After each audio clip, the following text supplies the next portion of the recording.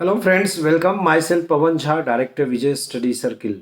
आज हम इस पर चर्चा करेंगे कि आखिर जेपीएससी की तैयारी में कितना समय लगता है।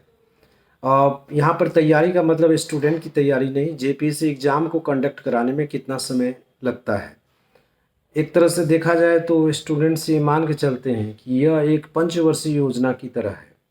अब जेपीएससी के रिकॉर्ड्स को देखें आप, फर्स्ट जेपीएससी से लेकर second, third, fourth, fifth, sixth, उसके बाद 7 to 10 आया, फिर 11 to 13 आया। तो कुल मिलाकर अगर जेपीएससी के टोटल एग्ज़ाम्स को आप देखें तो अब तक सिविल सर्विसेज के 8 एग्ज़ाम्स हुए।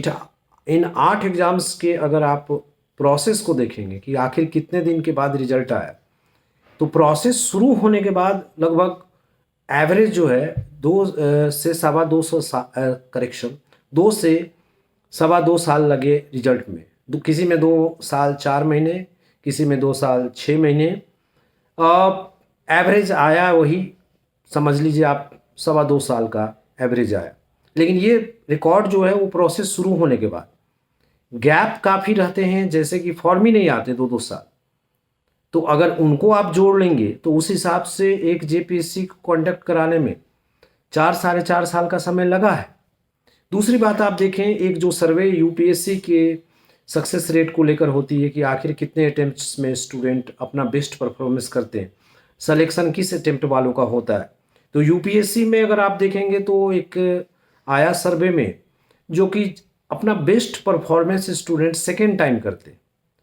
अगर जेपीएससी में भी सिविल का आधार लिया जाए तो जेपीएससी में अगर अपना बेस्ट स्टूडेंट सेकेंड टाइम करते हैं तो ऑटोमेटिक है कि यहाँ पर 7 से 8 साल आराम से समय लगता है। और आप देखें, अगर फाइनल सिलेक्शंस का रिकॉर्ड देखें तो मैक्सिमम स्टूडेंट्स आप देखेंगे कि इस प्रोसेस में 5 से 6 साल उन्होंने समय दिया। हालांकि इस बार के रिजल्ट में और पिछले बार के रिजल्ट में फ्रेशर्स की संख्या ज़्यादा थी, लेकिन इसके बावजूद अगर तैयारी के समय को लिया जाए तो लगभग 4 से 5 साल का समय जरूर कंप्लीट लगा है। तो एक लंबा समय है जो कि एक स्टूडेंट को देना। ग्रेजुएशन के बाद ज़्यादातर स्टूडेंट्स इसमें जो फैमिली बैकग्राउंड होती है, लो इकोनॉमिक या मिडिल इकोनॉमिक ग्रुप के होते हैं, जिनके लिए उतना लंबा सस्टेन करना बड़ा मुश्किल होता है। अब लेकिन यहाँ की प्रक्रिया ही ऐसी है, और जब नए स्टूडेंट शुरुआत करते हैं तो ये सवाल पूछते हैं कि आखिर कितना टाइम लगेगा। अभी जैसे आप स्ट्रगल कर रहे हैं तो आप देखिए कि फॉर्म कब आएगी, इसी पर ज़्यादा ध्यान है, कब एग्ज़ाम होगा, ये सब प्रश्न जिनका सटीक जवाब नहीं होता। तो नए स्टूडेंट्स को मैं यही कहना चाहूँगा कि आप एक पंचवर्षीय योजना की तरह ठोस प्लानिंग लेकर चले। इतना समय आपको देना होगा। आप जानते हैं कि राज्य की नंबर 1 सर्विस है ये, और अन्य राज्यों से तुलना करें तो जेपीएससी के एग्ज़ाम्स काफ़ी समय लेते हैं। लेकिन अगर आप इस एग्ज़ाम में लगते हैं तो आपको एक आधार लेके चलना पड़ेगा, और 5 साल का समय जरूर लेंगे। इसमें आप काफ़ी रिलैक्स रहेंगे। हो सकता है आपका सिलेक्शन फर्स्ट अटेम्प्ट में ही हो जाए और ज़्यादा समय ना लगे, ऐसे उम्मीद करते हैं।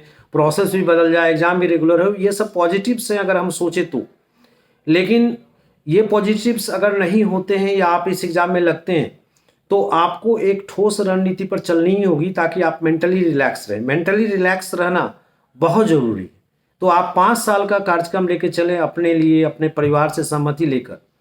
आप ये भी देखेंगे कि जो ज़्यादातर सक्सेस रेट है, ऑलरेडी कोई ना कोई कार्य कर रहे हैं, या तो कोई पार्ट टाइम कर रहा है, कैजुअल पर कर रहा है, या किसी और गवर्नमेंट जॉब में है, उसका सक्सेस रेट जेपीएससी में अच्छा खासा है और ज़्यादा है। वजह इसकी ये है कि वो मेंटली फ्री है, प्लस इकोनॉमिक सिक्योरिटी उसके पास है, तो वो ज़्यादा मन से इसमें लगा हुआ है, ज़्यादा डिवोशन से लगा हुआ है। एक अनएम्प्लॉयड के लिए 4 से 5 साल बीए के बाद फैमिली सपोर्ट मिलना, या अगर मान लीजिए फैमिली सपोर्ट मिल रही है तो खुद उसकी सोच ये होती है कि मैं निठल्ला बैठा हूँ, फंडिंग में फैमिली से क्यों ले रहा हूँ।